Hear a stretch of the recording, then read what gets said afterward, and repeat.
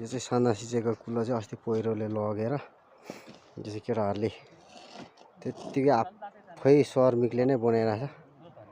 यता सबै बनाइसक्यो यसरी। आज यहाँ काम गरेको 3 दिन भयो। यहाँ पनि यस्तो बनाइरहेछ। यहाँ यसरी गएको छ कसैसँग, तर आज सफा चाहिँ गरिसकियो।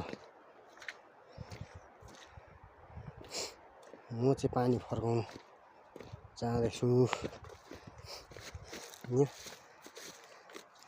चट्ट लाएर चाहिँ त्यहाँ पर हाम्रो चाहिँ इन्जिनियर साहब आउँदै हुनुहुन्छ।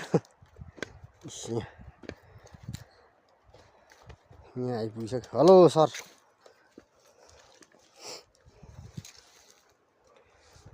ढुक्कसँगले म चाहिँ पानी फर्काउनु गइहाल्छु।